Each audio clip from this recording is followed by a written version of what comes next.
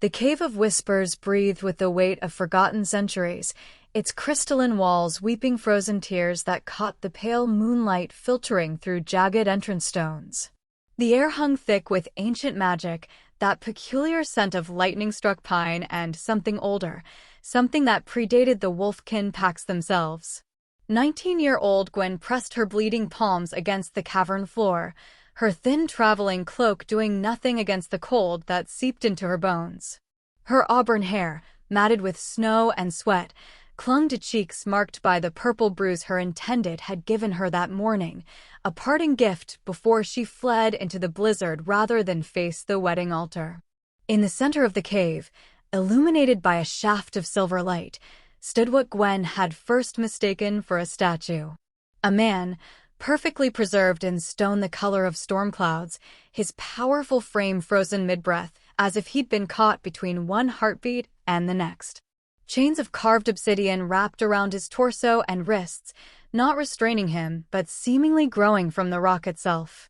His face, though immobile, held an expression that was neither peaceful nor anguished, something more complex, the look of a predator who had chosen to sleep.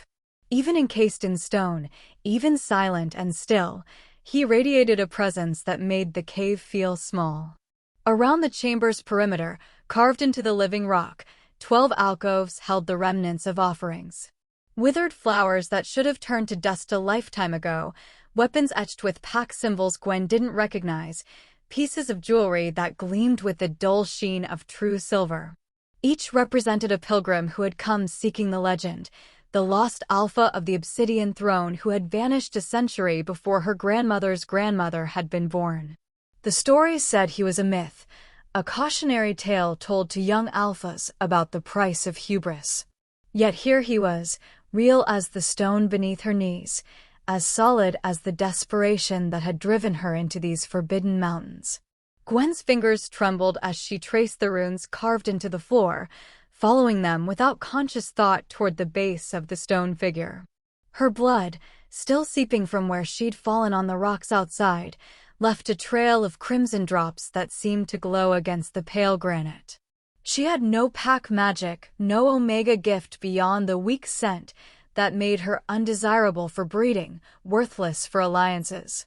Her wolf had never fully manifested, leaving her caught between human fragility and shifter instinct, belonging to neither world fully. "Please," she whispered to the empty cave, to the stone man, to whatever gods might still listen to the prayers of runaways. "Let there be something here. Let there be anywhere that I'm not just property." The words hung in the frozen air, and for a moment, nothing changed. The wind howled beyond the cave mouth, the blizzard she'd barely escaped still raging across the mountain pass. High Alpha Kalen's hunters would come at dawn, if they hadn't frozen to death tracking her through the storm. Her former pack would stand aside and watch them drag her back. Her intended would smile that cold smile as he claimed his purchased bride. This was the fate of weak omegas, after all. The hierarchy demanded it. Then, beneath her bleeding palm, the stone pulsed. Gwen jerked back, but her hand remained pressed to the floor, stuck as if the rock had turned liquid and then re-solidified around her skin. The runes blazed to life, not with the soft amber of pack magic, but with something fiercer, a gold so bright it seemed to burn. The light raced along the carved channels, spreading outward in geometric patterns that hurt to look at directly, branching and connecting until the entire floor became a web of molten brilliance. The statue's eyes opened. Not the stone cracking away to reveal flesh beneath, but the stone itself becoming something else, something alive. Gold irises ringed with molten amber fixed on Gwen with the intensity of a lightning strike. His chest heaved, pulling air into lungs that had been still for 100 years, and the sound was like thunder contained in a cave, rolling and echoing until Gwen's bones vibrated with it. Varric of the Obsidian Throne, the lost Alpha, the ghost king of Wolfkin legend, breathed for the first time in a century. And the first thing he saw was the trembling Omega girl with summer green eyes who had broken his prison with nothing but desperation and blood. The chains of carved obsidian shattered. Gwen screamed, but the sound was swallowed by the roar of ancient magic finally releasing its hold, by the crack and groan of living stone remembering how to be flesh, by the howl that tore from Varric's throat as sensation returned to a body that had known nothing but frozen darkness for so long. He collapsed forward, catching himself on hands that looked like they'd been sculpted from marble, spider-webbed with fracture lines that glowed with that same terrible gold light. What? His voice was a rasp, unused and raw, each word seeming to cost him. What year? What age? How long? Gwen tried to pull away, but her hand was still fused to the floor, the runes still burning. Terror warred with something else in her chest, that same inexplicable pull she'd felt when she'd first entered the cave, the sense that she was exactly where she was meant to be even as every instinct screamed to run. I don't know, she gasped. I didn't mean to. I was just trying to hide from the storm, from the hunters. I'm sorry, I'm so sorry, please don't. Hunters. The words seemed to focus him, cutting through whatever haze of confusion clouded his mind. His gold eyes fixed on her face, taking in the bruise, the thin cloak, the desperation written in every line of her body. You're running. It wasn't a question, but Gwen nodded anyway, the words spilling out in a rush. From an arranged marriage. I'm the Silver Stream Runt, the weak Omega they're selling for peace with the Northern Alliance. My intended, he's cruel and I just couldn't go through with it, so I ran during the blizzard, and I know it was stupid. I know I'm probably going to die out here anyway, but at least it would be my choice. Omega. Varric's gaze sharpened, and he inhaled deeply, scenting her properly for the first time. Something flickered across his face, surprise, recognition, something that looked almost like pain. Your blood. It smells like moonflower and winter rain. Like the Keepers. I don't know what that means. Gwen's voice was barely a whisper.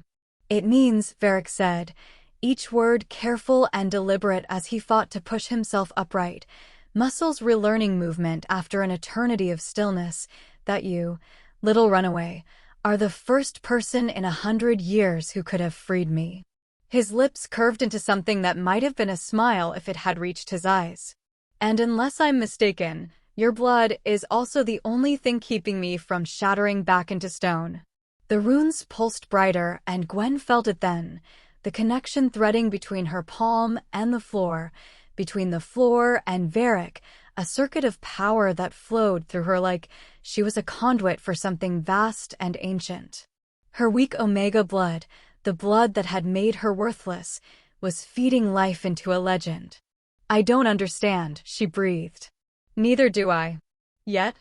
Varric's eyes never left hers, and in their gold depths, Gwen saw hunger, not for flesh, but for answers, for freedom, for vengeance. But we're going to find out together, little keeper. Because whoever cursed me, whoever stole my throne and scattered my people. The stone-fractured patterns on his skin flared bright enough to illuminate the entire cave. They're about to learn that some prisons only make the prisoner more dangerous. Outside, the blizzard screamed. Inside, in the cave of whispers where an impossible man had awakened from an impossible sleep, Gwen felt the first stirrings of something she'd never allowed herself before. Hope. And perhaps, something even more dangerous than that. Purpose. Thank you for sticking around with me, my wonderful story family. If you're already hooked in for today's story and ready to enjoy it, click subscribe and let me know in the comments where you're watching from, because tomorrow, I will be giving you another story just as interesting as this one. And you don't want to miss it. Now let us begin. Chapter 1.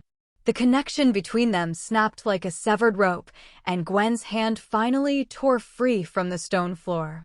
She scrambled backward, her shoulders hitting the cave wall as Varric's body convulsed. The fracture lines spreading across his skin weren't just glowing now, they were cracking, pieces of stone falling away to reveal raw flesh beneath that looked like it had never seen sunlight. His breathing turned ragged, desperate, each inhale a growl that echoed off the crystalline walls. Stay back, he snarled, but the words came out mangled, half human and half beast. His pupils dilated until the gold of his irises nearly disappeared, and when his lips pulled back, Gwen saw teeth that were too sharp, too long, caught somewhere between man and wolf. Can't control. He lunged sideways, not at her but at the cave wall, claws that hadn't fully formed yet scraping against rock, as if he were trying to climb away from his own skin. The century of stillness was unraveling too fast, sensation flooding back into nerves that had forgotten how to process anything but darkness and silence. Gwen could see it in every jerking movement, the way his muscles spasmed and locked, the way he kept touching his own face as if confirming he was real. "You're safe," Gwen heard herself say, though her voice shook badly enough to undermine the words. "You're out. The curse is broken." Varric's head whipped toward her, and for a terrifying moment, she saw nothing human in those eyes, only the feral thing that lived beneath the skin of all wolfkin, the beast that had been caged in stone and was now starving for freedom. He took a step toward her, then another, his gait unsteady but predatory, and Gwen realized with cold clarity that if he attacked, her weak Omega blood wouldn't save her a second time. "My name is Gwen," she said quickly, pressing her spine harder against the wall even as she forced herself not to look away. Every instinct screamed to run, but she'd grown up watching the pack dynamics, learning how submission could sometimes be the deadliest form of defiance. "I'm from the Silverstream pack. I didn't know anyone was in here, I swear. I was just trying to survive the storm." Storm. He latched onto the word like a lifeline, his eyes flickering with something more aware. "Outside. The mountains. I remember." His hand went to his chest, to where the obsidian chains had been, and his fingers came away sticky with something that glowed faintly in the darkness. Not blood, but not stone either. "I was hunting. There was an ambush. They used Omega blood to bind the spell, said it would hold until." He stopped, swaying. "How long?"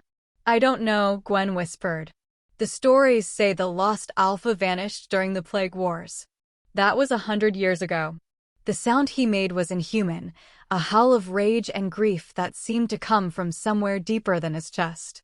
It reverberated through the cave until ice cracked and fell from the ceiling, until Gwen's bones ached with the frequency of it. He dropped to his knees, those fractured hands digging into the stone floor where her blood still stained the runes. "Everyone," he gasped. "Everyone I knew. Gone. My pack. My throne.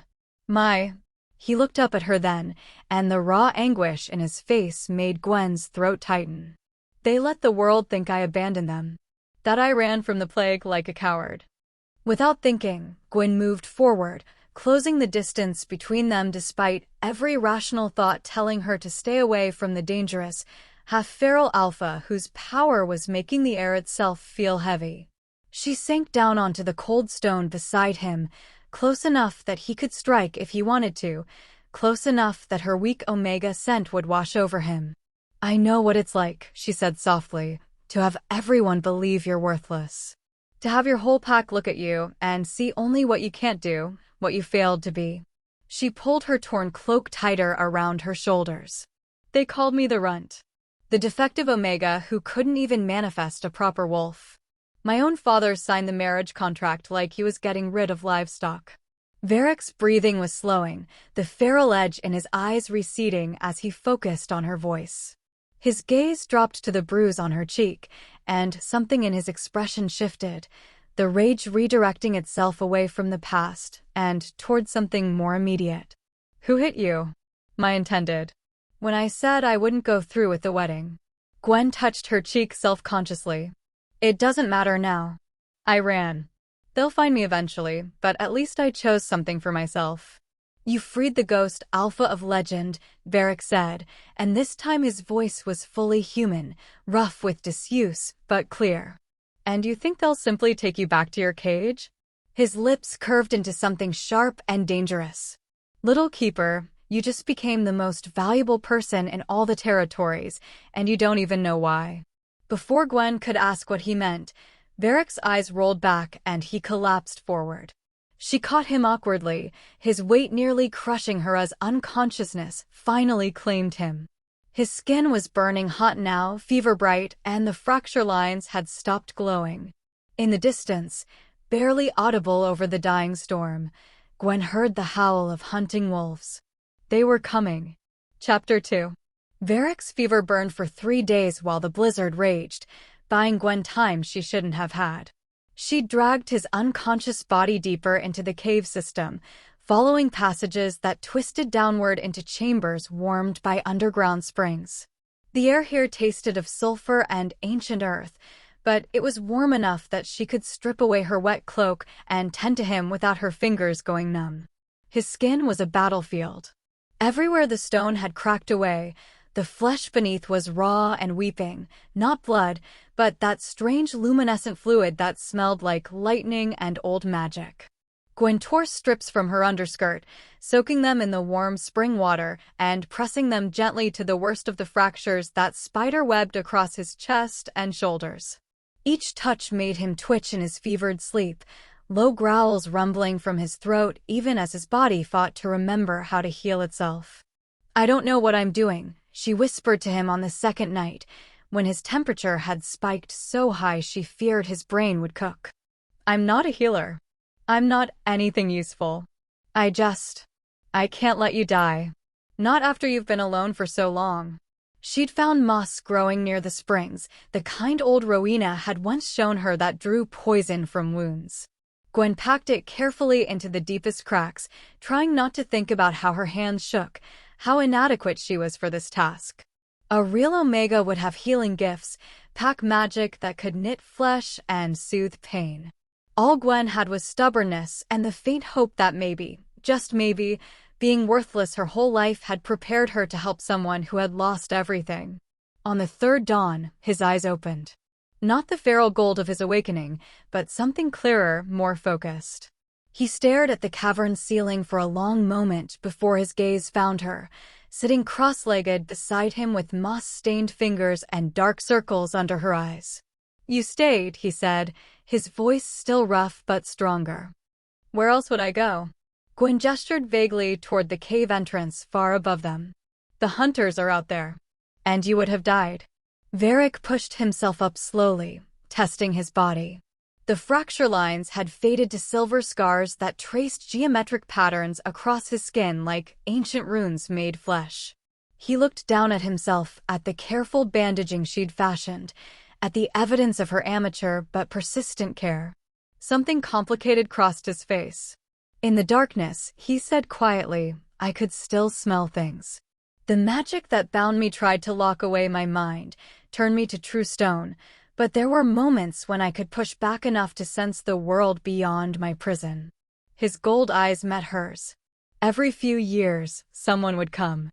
Pilgrims seeking the legend. Their sense would wash over me, powerful alphas, ambitious betas, even a few omegas who thought breaking an ancient curse would prove their worth. Gwen's hands stilled on the bandage she was rewrapping. "But none of them could free you. None of them smelled like you." Varric reached out, his movements careful, and lifted a strand of her hair to his nose. He inhaled deeply, and his eyes closed. "Moonflower and winter rain. The scent of the keepers, the bloodline that sealed me away to protect me from the plague." His voice dropped to barely a whisper. "Your scent was the only thing that kept me sane. Every time I felt myself slipping into true death, losing the battle against the stone, I would remember that smell and fight to hold on just a little longer." "I don't understand." Gwen's throat felt tight. "The keepers? I'm nobody. My bloodline is so weak I barely manifested. Your wolf is suppressed, not absent." Varric's fingers traced one of the silver scars on his forearm absently.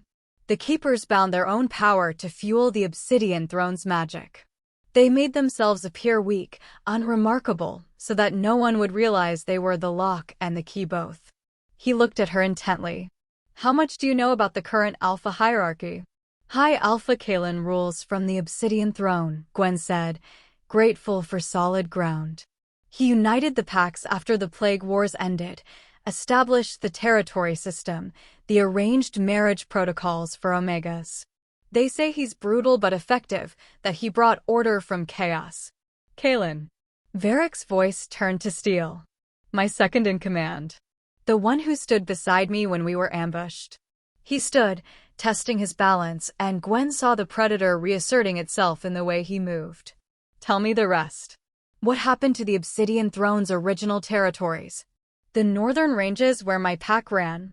Those are Kaelin's personal lands now. No one's allowed in without permission. Gwen watched him carefully, seeing the rage building behind his carefully controlled expression. The stories say the Ghost Alpha's failure left them cursed, that something dark lives in those mountains. Something dark. Varric laughed, and it was a terrible sound. He turned my people's homeland into a prison and called it cursed so no one would investigate.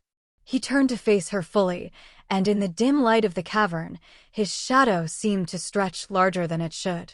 Your weak scent, little keeper, is about to overturn a century of lies. But first, we need to make sure you survive long enough to see it happen. Somewhere above them, echoing down through the stone passages, came the distant sound of wolves howling. Not the wild, honest song of the hunt, but the organized, methodical calls of a search pattern. The hunters had found the cave entrance. Gwen's hand instinctively went to Varric's arm, and she felt the silver scars pulse warm beneath her touch. I know these mountains, she said quickly. There are passages that lead to the abandoned settlement on the eastern ridge. We could run, Varric finished, or we could remind them why Alphas once feared to enter the Cave of Whispers. His smile was all teeth. Your choice, little keeper. I'm done hiding. Chapter 3. Gwen pressed her finger to Varric's lips, silencing the growl building in his chest. Above them, boots scraped against stone, and voices echoed down through the cave system with crystalline clarity. She counted 4 distinct speakers, maybe 5, all male, all carrying the confident cadence of Kaelin's elite enforcers. The kind of wolves who hunted for sport and called it duty. The runt couldn't have gone far in this weather, one said, his voice bouncing off the walls. Probably froze to death in the first passage. High Alpha wants her found regardless, another replied, closer now. Dead or alive, he said. Something about her bloodline being more important than we thought. Varric's eyes flashed gold in the darkness, but Gwen kept her hand firm against his mouth, shaking her head slowly. His power was returning. She could feel it radiating off him in waves that made her skin prickle, but he wasn't ready for a full confrontation. Not yet. The fever had taken too much, and these weren't ordinary scouts. They were Kaelin's best, and they would recognize what Varric was the moment he revealed himself. She'd learned something in 6 years of being invisible in a castle full of predators. Sometimes the best weapon was knowing when not to fight. Gwen tugged Varric's hand, pulling him deeper into the spring chamber, away from the main passage where torchlight was beginning to flicker. She'd explored these caves during her 3-day vigil, mapping them in her mind the way she'd once mapped the servant corridors of every noble house her pack had visited. The Silver Stream wolves had used her as a cupbearer, a messenger, a piece of furniture with ears and eyes, but no voice. They'd never realized she was learning their secrets, cataloging every hidden door and forgotten passage. There's a chimney shaft, she breathed against Varric's ear, so quiet the words were barely sound. 50 paces that direction. Too narrow for a full-grown alpha, but the scouts will check it first because it's obvious. And? His lips barely moved. And 30 paces beyond that, there's a crack in the wall behind a calcite formation. It leads to a lava tube that runs parallel to the main cave system. She met his eyes in the darkness. I can fit through. You can't. But if they think we went up the chimney, they won't look for the second exit. Understanding flickered across his face, followed by something that might have been respect. You want me to hide while you play decoy? I want us both to survive. Gwen's jaw set with a stubbornness that surprised even her. I know you're the Lost Alpha. I know you could probably tear through all of them once you're fully healed.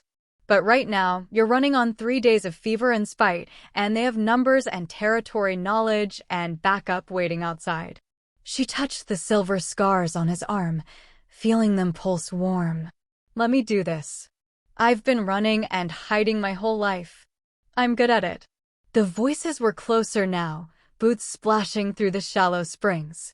Torchlight painted the cavern walls in shifting orange, and Gwen heard the distinct sound of steel being drawn. They weren't taking chances. Varric studied her face for a long moment, and Gwen saw the war happening behind his eyes. The Alpha who had commanded armies, who had ruled territories, being asked to trust his safety to a worthless Omega who couldn't even shift properly. Then his hand came up, cupping her bruised cheek with surprising gentleness.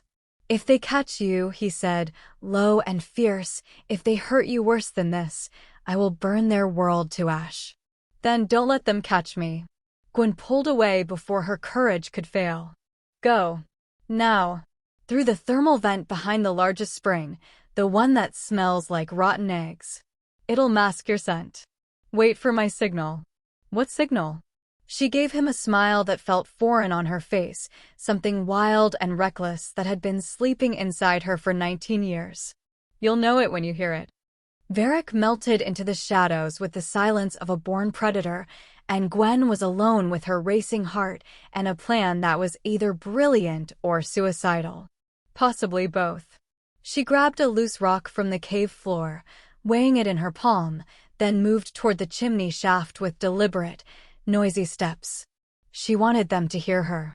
Wanted them to think she was panicking, making mistakes. The first enforcer rounded the corner just as she reached the shaft entrance, his torch held high, his other hand gripping a silver-edged blade that would burn like acid against shifter flesh. His eyes widened when he saw her. "Found her," he shouted, and the cave erupted with the sounds of running feet. Gwen threw the rock at his face and bolted. Chapter 4. Gwen had led the enforcers on a chase through half the mountain before losing them in a rock slide she'd triggered deliberately, remembering how unstable that particular slope had looked during her flight from the blizzard. She'd returned to find Varric exactly where she'd left him, but wrong. Terribly wrong. The silver scars across his skin were glowing again, but this time the light was flickering, pulsing erratically like a dying heartbeat. He was doubled over beside the thermal vent, one hand pressed against the cave wall to keep himself upright, the other clutched to his chest where the luminescent fluid was seeping through his fingers. Not the slow weeping of healing flesh, but something faster, more desperate, as if his body were trying to expel the very magic keeping him alive. "It's too much," he gasped when he saw her. His pupils were blown wide, the gold of his irises reduced to thin rings. The curse, it didn't just bind me. It was holding me together. Now that it's broken, the magic that kept me preserved for a century has nowhere to go. It's burning through me. Gwen dropped to her knees beside him, her hands hovering uselessly over his trembling form. She could feel the heat radiating off him, could smell the sharp ozone scent of magic consuming itself. There has to be something. A healer, another keeper, someone who knows. There is no one. Varric's hand shot out, gripping her wrist with bruising force. The keepers are gone. The old magic is forgotten. In another hour, maybe 2, I'll either burn out completely or the stone will reclaim me. His laugh was bitter. Survived a century in a living tomb only to die free. Poetic. No. The word came out fiercer than Gwen intended. She'd spent 19 years accepting her fate, swallowing every cruel word and dismissal, but something had shifted in the past days. Maybe it was breaking the curse, or maybe it was simply that she'd finally found someone who needed her more than she needed to be invisible. "You said my blood freed you. That my scent kept you sane. There has to be a way to use that." Varric's eyes focused on her with sudden intensity. "There is. An old ritual, something the first Obsidian Alphas used when their magic threatened to overwhelm them." His grip on her wrist tightened. "A soul tether. Linking your life force to mine, creating a circuit where the excess power can flow between us instead of consuming me from within. Then we do it. You don't understand." Sweat beaded on his forehead, and the silver scars were beginning to crack again, showing raw light beneath. "It's not a temporary bond. Once tethered, your lifespan shortens to match mine. If I die, you die. If you die..." He stopped, his jaw clenching.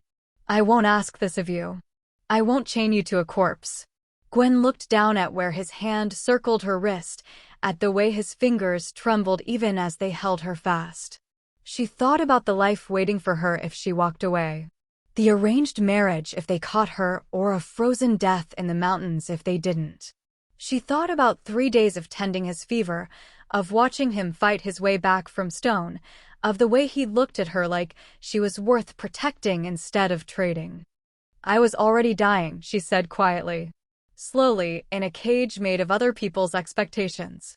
At least this way, I choose what kills me. She pulled her wrist from his grip and took his face between her hands, forcing him to meet her eyes. Tell me what to do. The ritual was primitive, carved into instinct so old it predated written language. Varric guided her through it with words that caught and slurred as his control deteriorated. She had to cut her palm, the same one that had bled on the runes, and press it to the worst of his wounds, the place over his heart where the luminescent fluid pulsed brightest. Then she had to speak the words, ancient syllables that tasted of copper and ozone, while Varric did the same. The moment their blood mixed, Gwen understood why he'd hesitated. The connection slammed into her like a physical blow, stealing her breath and dropping her forward against his chest. It wasn't gentle or gradual. It was drowning, being torn apart and rebuilt simultaneously, every nerve in her body lighting up as Varric's magic poured into her like liquid fire. She could feel him, not just his physical presence, but everything beneath, the rage at his stolen century, the grief for his lost pack, the terrifying strength that had been barely contained even before the curse. And beneath all of that, something she hadn't expected. Loneliness so deep and vast it had its own gravity, pulling at her like a riptide. I've got you, she heard him say, his arms coming around her as her body convulsed. Fight through it. Your blood knows what to do, even if you don't. Gwen felt her weak Omega magic, the suppressed power she'd always been ashamed of, rising to meet his. Not fighting it, but channeling it, becoming the conduit the Keepers had always been meant to be. The circuit completed with a snap she felt in her bones, and suddenly the overflow had somewhere to go. Through her and back to him, balanced, sustainable, a loop that pulsed in time with both their heartbeats. When she could breathe again, when the world stopped spinning and reformed into the cave around them, Gwen realized she was lying across Varric's lap with his hand cradling the back of her head. The silver scars had stopped leaking. The light had stabilized. And she could feel him, a constant presence at the back of her mind like a second shadow. We're bound, Varric said, and his voice held something that might have been wonder or horror or both. For whatever remains of our lives. Gwen pressed her bleeding palm against his chest and felt his heartbeat sync with hers. Then we'd better make them count. Chapter 5. The soul tether changed everything. Gwen could feel Varric even when he stood on the opposite side of the cavern, a constant warmth at the base of her skull that pulsed in rhythm with her own heartbeat. When he moved, she knew it. When his attention sharpened, focusing on something beyond the cave entrance, she felt the shift like a change in air pressure. And when he was amused, which happened rarely but with increasing frequency, she caught the edge of it like the ghost of laughter she hadn't heard. Stop fidgeting, Varric said without turning around. He was crouched near the cave mouth, studying the tracks the enforcers had left in the snow outside. 3 days had passed since the soul tether, and his strength was returning with frightening speed. The silver scars no longer glowed, and his movements had regained the fluid grace of a predator in his prime. Gwen stilled, caught. She'd been picking at the torn hem of her dress, a nervous habit from childhood. How did you know? I can feel your restlessness through the bond. He glanced back at her, gold eyes glinting in the dim light. And I can hear your fingers worrying at the fabric. You have tells, little keeper. Everyone does. I don't see how that's relevant to survival. It's the most relevant thing there is. Varric straightened and walked back to where she sat, his bare feet silent on the stone floor. He'd lost his shirt when the worst of the stone-cracked skin had needed tending, and Gwen tried not to notice how the silver scars traced patterns across his chest like a map to something ancient and dangerous. Sit up straight. Look at me. She obeyed, confused but unwilling to argue. The bond hummed with his intensity, his focus sharp enough to cut. The enforcers will return, Varric said, beginning to circle her slowly. Kaelin won't let you disappear into the mountains without consequences. When they come, you'll need to be more than the frightened runaway they're expecting. He stopped in front of her, close enough that she had to tilt her head back to meet his eyes. You need to be dangerous. I can't fight them. I'm not strong enough, I don't have combat training, and my wolf barely. Your wolf is irrelevant. His voice cut through her protest like a blade. Strength is irrelevant. Size, speed, claws, all of it means nothing if you don't understand what power actually is. He crouched down to her level, and the movement was deliberately unthreatening, making himself smaller. Power isn't something you take. It's something you make others give you. Gwen frowned, trying to parse his meaning through the bond. She could feel his certainty, his absolute conviction in what he was teaching, but the words themselves seemed contradictory. I don't understand. Then let me show you. Varric reached out slowly, telegraphing the movement, and took her hand. His grip was gentle, non-threatening, but she felt the leashed strength in it. Right now, I'm touching you. If I wanted to hurt you, you couldn't stop me. I'm stronger, faster, more experienced. His thumb traced a circle on her palm. So tell me, little keeper, who has the power in this moment? You do, Gwen said, hating how small her voice sounded. Wrong. His smile was sharp. Pull away. She tried. His grip didn't tighten, didn't change at all, but she couldn't move her hand. Couldn't even seem to want to, really. The bond pulsed between them, warm and constant, and the idea of breaking contact felt wrong somehow. You're using the tether, she accused. No. I'm using your own instincts against you. Varric released her hand and stood, resuming his circling. Omegas are taught from birth that submission is weakness, that yielding is defeat. But that's a lie sold by alphas who are terrified of what you actually are. He stopped behind her, and she felt his presence like heat against her back. Every pack has a hierarchy.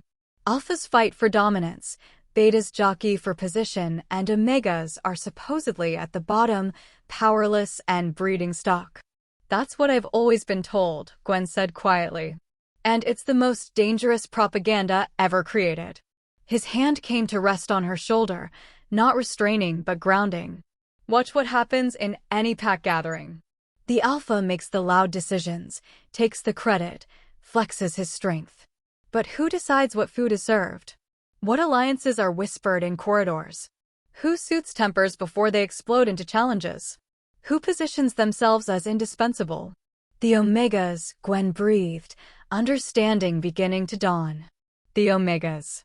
Varric moved back around to face her. An alpha rules through force.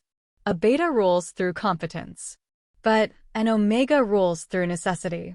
They make themselves the oil that keeps the machine running, and the moment they withdraw that cooperation, everything collapses.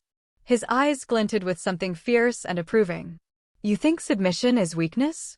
Submission is the most powerful tool you possess. Because if you teach someone to rely on your compliance, they'll panic when you withhold it. Gwen thought about her years in the Silver Stream Pack.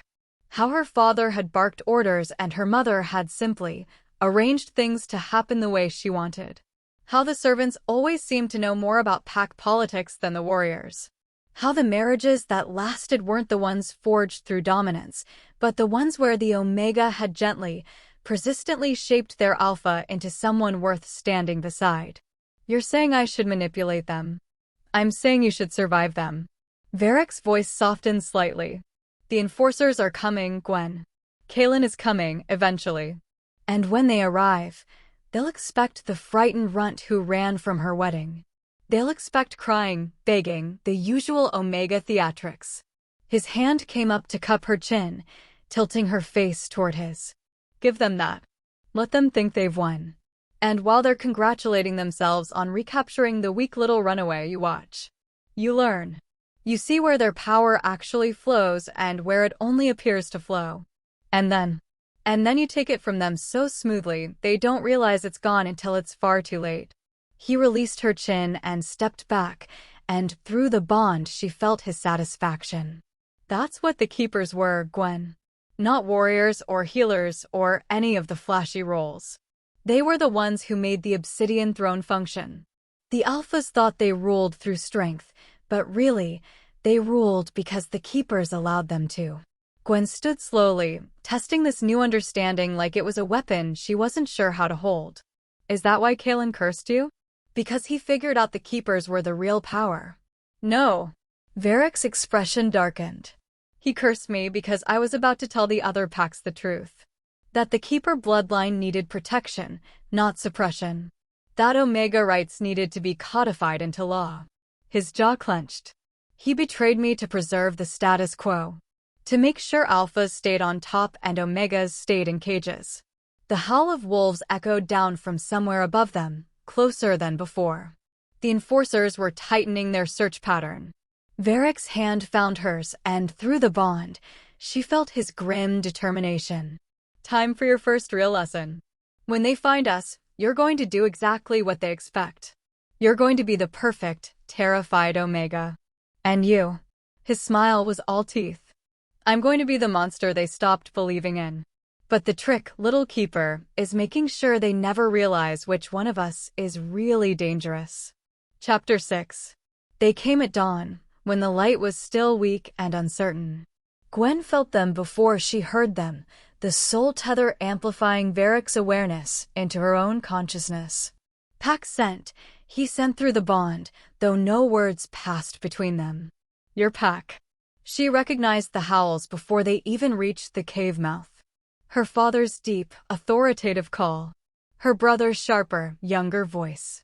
And beneath them all, the one that made ice settle in her stomach, Dimitri's howl carried the particular cadence of ownership, the sound of a man who'd paid for something and intended to collect.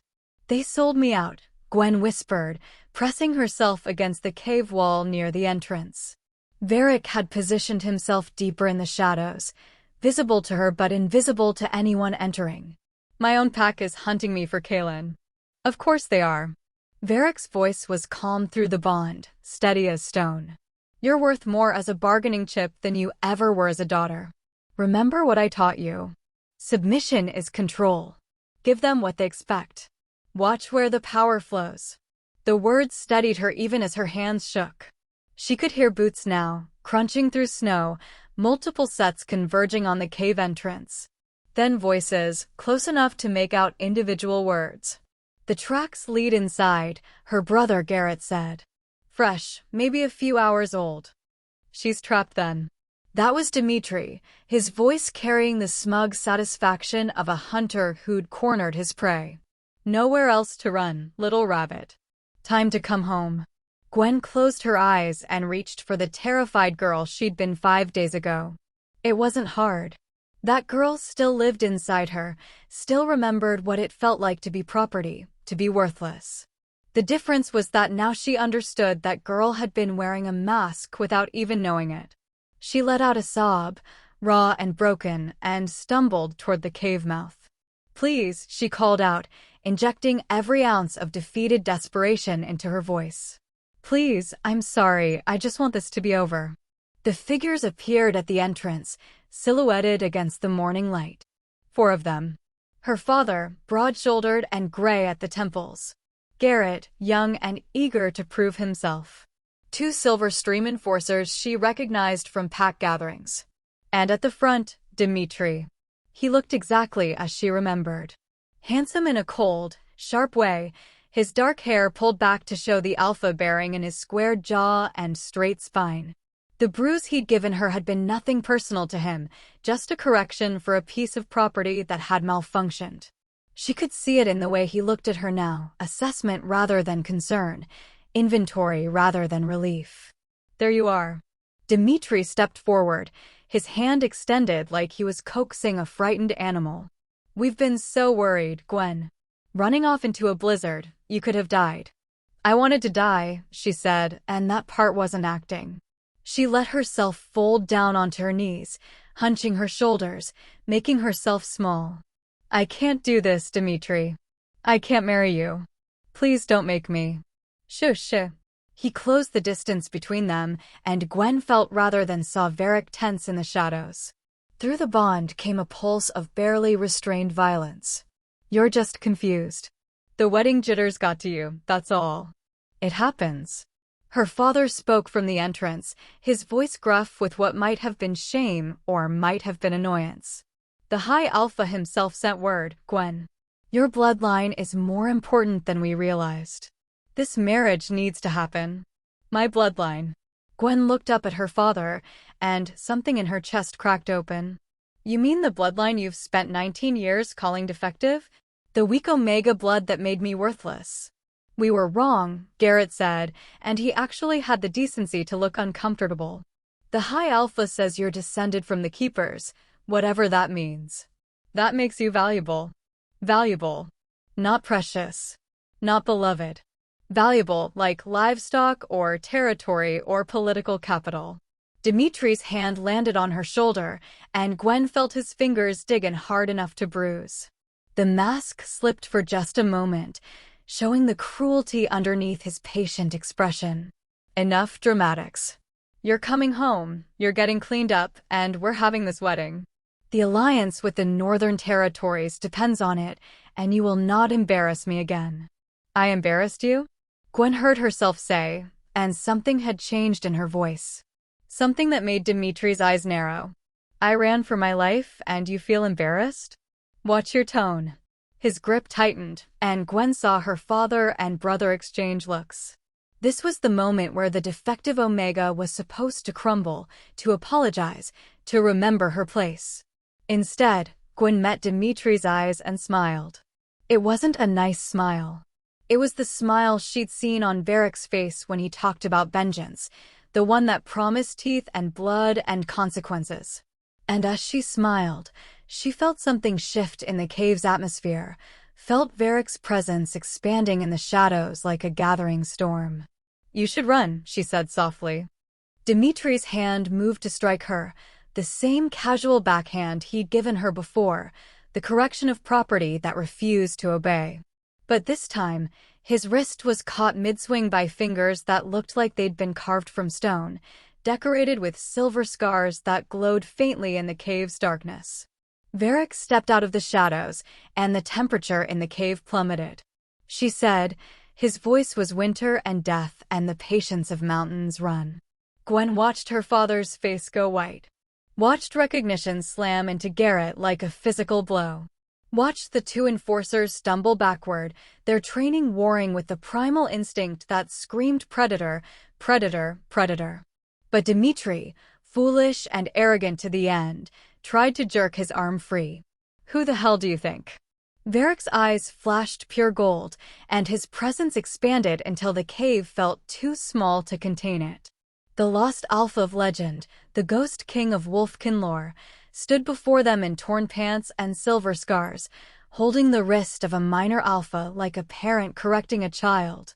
I think, Varric said, that you just tried to strike my keeper.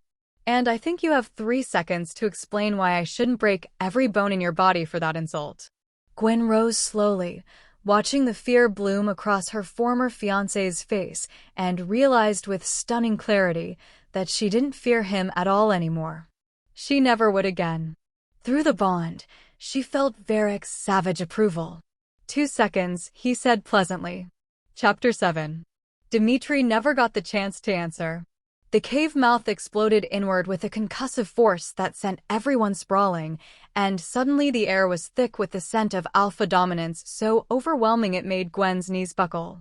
Through the settling dust and fractured rock, a figure stepped into the cave, and Gwen knew with bone-deep certainty that she was looking at High Alpha Kalen. He was smaller than she'd imagined, compact and precise where Varric was broad and wild. His dark hair was shot through with silver at the temples, and his eyes were the flat gray of winter ice. But it was the way he moved that marked him as dangerous, each step measured and controlled, the economy of motion that came from centuries of killing efficiently. Varric. Kalen's voice was pleasant, almost friendly. I wondered when you'd claw your way out of that hole. Took you long enough. Behind him, a dozen enforcers filed into the cave, armored and armed with silver weapons that gleamed with dark enchantments. Gwen's father and brother scrambled backward, suddenly realizing they'd walked into something far beyond a simple runaway retrieval. Dimitri remained frozen where Varric had dropped him, his wrist already purpling with bruises. 100 years, Varric said, and his voice carried the weight of every day he'd spent in stone. You left me conscious, Kalen. Aware. Did you know that? Or was that just happy chance? Oh, I knew. Kalen smiled, and it was the smile of a man who'd won a game that had been rigged from the start. I needed you aware enough to suffer, but trapped enough to never interfere. The keepers made that binding beautifully specific.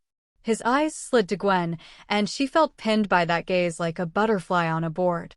Speaking of which, I have to thank you, little Omega. You've saved me the trouble of hunting down the last keeper bloodline. I was beginning to think it had finally died out. Through the soul tether, Gwen felt Varric's rage like a living thing, coiled and ready to strike. But she also felt his calculation, the way he was measuring distances and odds, counting the enforcers and their weapons, noting the narrow confines of the cave that would limit his movements. Let her go, Varric said. This is between us. Is it though? Kalen gestured, and 2 enforcers moved to flank Gwen, their silver blades resting against her shoulders. She felt the burn even through her dress, the way the enchanted metal reacted to her blood. Because it seems to me that you've gone and done something spectacularly stupid. You've bonded with her. Soul-tethered, if I'm reading those scars correctly. His smile widened. Which means if she dies, you die. And, honestly, Varric, that solves so many of my problems at once. The blade at Gwen's left shoulder pressed deeper, and she felt blood begin to trickle down her collarbone. Through the bond, she felt Varric's control fracture, felt him begin to shift, his form rippling as he prepared to tear through the enforcers regardless of the cost. No, Gwen said, and her voice came out stronger than she expected. Varric, no. Listen to your keeper, Kalen said mockingly. At least one of you has some sense. But Gwen wasn't talking to Kalen. She was talking to the presence she felt stirring in her blood, the thing that had been sleeping her entire life, suppressed and bound and told it was worthless. The keeper magic that had flowed through her ancestors, the power that had made the obsidian throne function, that had locked Varric away to protect him and could now set him free completely. She thought about Varric's lessons. About how submission was control, how yielding was actually choosing, how the weakest-seeming person in the room could be the most dangerous if they understood where power truly flowed. Her blood was the key. Her blood had freed him. Her blood had sustained him through a century of darkness. What if her blood could do more? I'm sorry, she whispered through the bond, and she felt Varric's confusion spike into alarm as he realized what she intended. Gwen stopped fighting the silver blades. Instead, she leaned into them. The enchanted metal sank deep, and the pain was white-hot and absolute, but Gwen held on to consciousness through sheer stubbornness. She felt her blood, her keeper blood, pour out onto the cave floor, and watched it begin to glow the same molten gold as the runes that had bound Varric. The same gold that pulsed in their soul tether. What Kalen stepped back, his composure cracking for the first time. The blood didn't pool.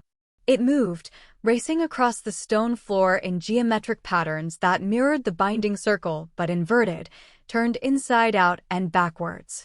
Where the original curse had trapped and suppressed, this new pattern amplified and released.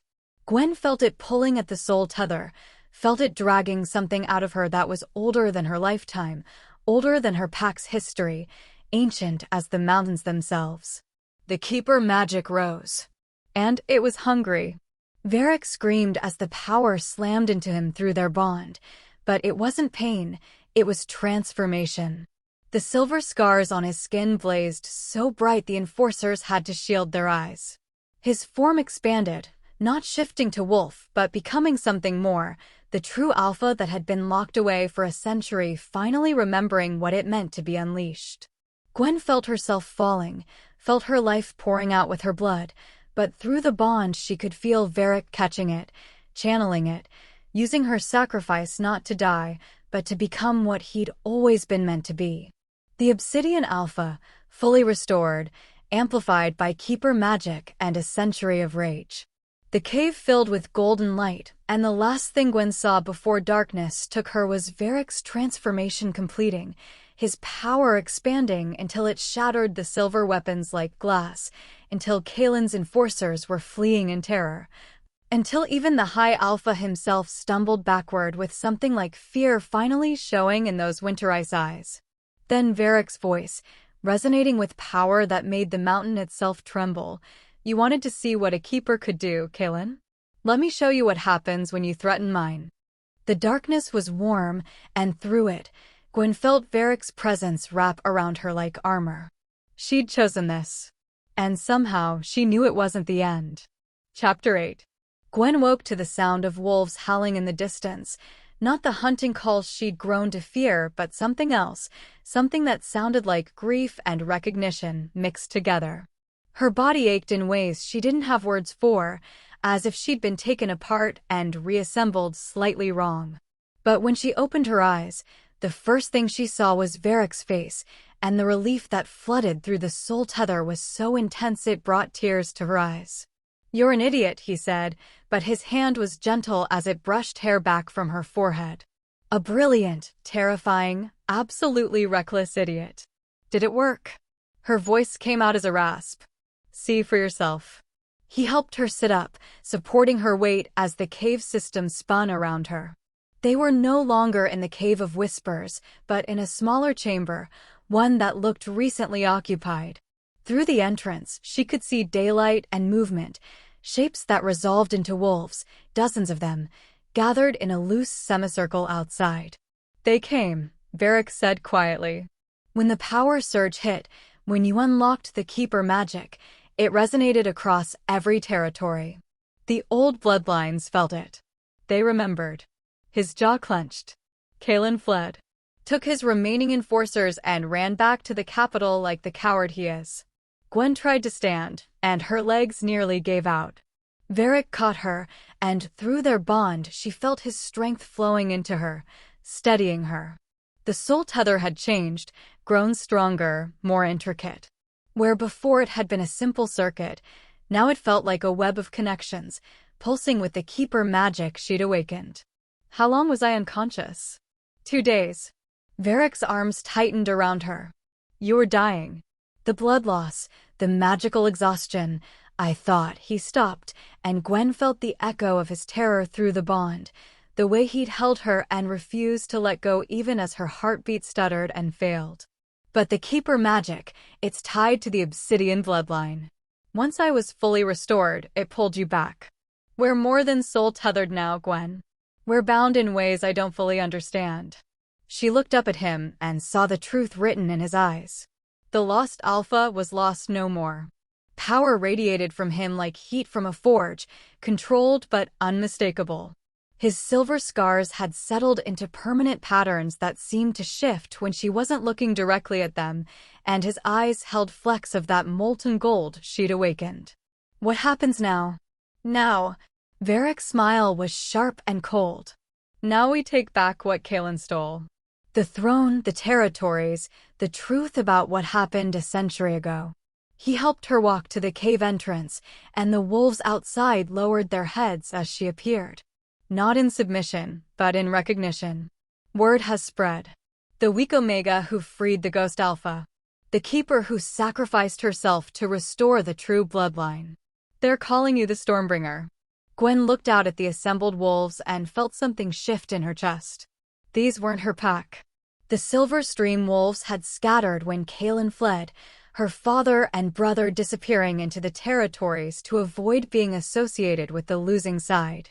These wolves were from a dozen different packs, drawn by the power surge, by curiosity, by the promise of change. "I can't lead them," she said. "I'm still just the most dangerous person in the territories," Varric finished. Because you understand something Kaelin never did. Power isn't something you hoard. It's something you circulate. He turned her to face him fully. I can take the capital by force. I'm strong enough now, and these wolves would follow me into that fight. But it would be just another conquest, another alpha seizing power through violence. Or, Gwen asked, seeing the calculation in his eyes. Or the weak Omega who everyone dismissed walks through the gates beside me. The keeper who holds the key to the Obsidian Throne's magic. The Stormbringer who proved that the hierarchy we've all accepted is built on lies. His hand cupped her face. Let them see you, Gwen. Let them see what happens when someone they called worthless decides she's done accepting that judgment. They traveled for 5 days, and the pack grew with each mile. Wolves who'd heard the story, who'd felt the power surge, who wanted to see if the legends were true. By the time they reached the capital, they had nearly 300 followers, a force large enough to be a threat, but moving with the discipline of a formal procession rather than an invading army. The gates of the Obsidian capital were massive things, carved from black stone and reinforced with silver. They'd stood for 3 centuries, and Kaelin's guards lined the walls above them, weapons drawn. Gwen could see archers, could see the enchanted ballistae that could tear through even an alpha's hide. Last chance to reconsider, Varric murmured as they approached. Gwen thought about the girl who'd fled into a blizzard rather than face her wedding. The runt who'd been told her whole life that she was defective, worthless, broken. That girl was still inside her, still scared and uncertain. But she was wearing different skin now, standing in different circumstances, and she'd learned something that girl had never known. Submission was control. Weakness was a weapon. And the person everyone underestimated was the most dangerous person in the room. She stepped forward, away from Varric's protective presence, and her voice rang out clear and strong across the killing ground before the gates. I am Gwen of the Keeper bloodline, and I'm here to collect a debt. Hi Alpha, Kaelin owes me a wedding gift. She let her smile turn sharp. I'm here to demand my dowry. I'll take the truth about the Plague Wars, the location of the stolen Keeper artifacts, and his resignation from the Obsidian Throne. Silence held for 3 heartbeats. Then the gates began to open. Not thrown wide in welcome, but cracked just enough for a single figure to emerge. Kaelin himself, flanked by his remaining enforcers, came to stand in the shadow of his own gates. His face was carefully neutral, but Gwen could see the calculation in his winter ice eyes, the way he was measuring odds and finding them less favorable than he'd hoped. You're demanding a reckoning, he said. No. Gwen's voice carried the weight of Keeper magic, resonating with power that made the stones themselves tremble. I'm offering you one chance to give it willingly. Behind her, Varric's presence expanded, and 300 wolves raised their voices in a howl that shook the mountain. The reckoning had begun. Chapter 9. The throne room of the Obsidian capital had stood empty for 2 weeks, while the territories held their breath and waited to see what would emerge from the confrontation at the gates. Kaelin had surrendered without bloodshed, perhaps recognizing that the 300 wolves at Gwen's back were only the visible portion of a much larger shift in power. Or perhaps he'd simply looked into Varric's eyes and seen his own death waiting there, patient and inevitable. Either way, he was gone now, exiled to the northern wastes with nothing but the clothes on his back and the knowledge that his century of rule had been built on lies that were finally, irrevocably exposed. Gwen stood in the center of that throne room now, watching as representatives from every major pack filed in to witness what came next. The space was massive, all black stone and silver accents, designed to make anyone who entered feel small and insignificant. It had worked on her once. Now she saw it for what it was, just another tool of intimidation, and tools could be repurposed. Varric stood beside the throne itself, not sitting but waiting, his arms crossed and his expression unreadable. He'd been silent since they'd entered the capital, letting Gwen handle the negotiations, the treaties, the careful political dance of explaining to powerful alphas that their world had fundamentally changed. She discovered she was good at it, that years of being invisible had taught her to see the currents beneath the surface, to know what people wanted before they spoke it aloud. The obsidian throne has been empty long enough, Elder Morgana from the Western Territories said, her voice carrying across the assembled crowd. She was ancient, her hair white as winter, and she'd been one of the few to remember the old ways, the time before Kalen's rule. Varric of the Obsidian bloodline, will you take your rightful place? The question hung in the air, formal and weighted with ceremony. Every eye in the room turned to Varric, waiting for the moment when he would ascend, when the lost alpha would become the ruling alpha and the hierarchy would snap back into its traditional shape. Varric looked at the throne, then at Gwen, and something passed between them through the soul tether.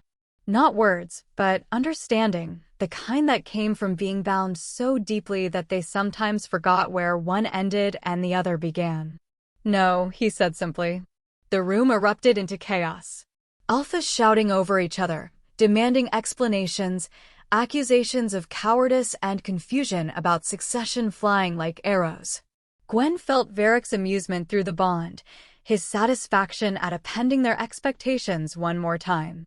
Silence, Gwen said, and her voice carried the resonance of keeper magic, thrumming through the stone itself until every wolf in the room felt it in their bones. The noise cut off instantly. Let him finish. Varric's smile was sharp as he continued. I won't take the throne alone because that's the system that allowed Kalen to corrupt everything my ancestors built. One alpha, holding all the power, with no checks, no balance, no accountability except what they choose to enforce. He moved away from the throne, walking down to stand beside Gwen in the center of the room. The Keeper bloodline exists for a reason. They were never meant to be suppressed or bred like livestock. They were meant to be the balance to alpha dominance, the other half of a partnership that kept the obsidian throne functional. You're suggesting shared rule, Elder Morgana said slowly, and Gwen couldn't tell if the emotion in her voice was shock or approval. An alpha and a keeper, ruling as equals. I'm not suggesting it, Varric said. I'm requiring it. If the territories want me on that throne, they accept Gwen beside me, with equal authority, equal voice, equal power. His hand found hers, their fingers intertwining.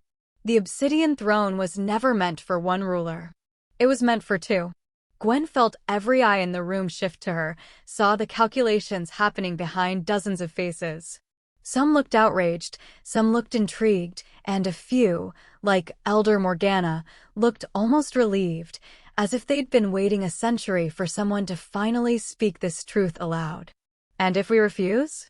Alpha Torsten from the Eastern Ranges asked, his voice challenging. Then the throne stays empty, Gwen said, surprised by how steady her voice remained. And you can spend the next century fighting over it while your territories tear themselves apart. She stepped forward, addressing the room directly. Or you can accept that the old hierarchy was broken from the start. That ranking wolves by their designation, treating omegas as property and alphas as gods, creates the exact conditions that let someone like Kalen seize power and hold it through fear. She thought about Varric's lessons in the cave, about submission and control, about where power truly flowed. We're proposing a new decree. Power isn't determined by the strength of your wolf or the dominance in your blood. It's determined by your capacity to lead, to protect, to see beyond your own benefit to what's best for the pack. She looked around the room, meeting eyes that had dismissed people like her for generations. It's determined by the heart, not the rank. The silence that followed was different from before. Thoughtful, uncertain, but not immediately hostile, and Gwen counted that as victory. Elder Morgana was the first to move. She stepped forward, her ancient bones creaking, and knelt before both of them, not in submission but in recognition. The Western Territories accept the dual sovereignty. May the Obsidian Throne remember what it was always meant to be. One by one, the other representatives came forward. Some grudgingly, some with genuine hope in their eyes. Not all of them, not yet. Alpha Torsten left without pledging, and a handful of others followed him. But more stayed than left, and by the time the last oath was given, Gwen realized they'd actually done it. They'd changed the world. Varric led her up to the throne, but instead of one seat, he gestured to the masons who'd been waiting. Within hours, they'd transformed the single throne into two, equal in height and grandeur, carved from the same obsidian stone. When Gwen sat beside Varric for the first time, feeling the ancient magic of the place recognize her blood and accept her presence, she understood what the keepers had always been. Not servants. Not property. Not the weak ones who submitted to alpha dominance. They'd been partners. And it was time the territories remembered that. Through the soul tether, she felt Varric's pride and something deeper, something that felt like coming home after a century of exile. His hand found hers between their thrones, their fingers intertwining as they had in the cave, as they would for whatever time they had left. "Ready to rule, little keeper," he murmured. Gwen looked out at the territories spread before them, at the wolves who'd pledged their loyalty, at the future they'd just carved out of stone and stubbornness, and the understanding that weakness could be the most devastating weapon of all. "I was born ready," she said. "I just didn't know it yet." And in the obsidian throne room, where power had once meant domination, two rulers sat as equals, and the heart finally mattered more than the rank.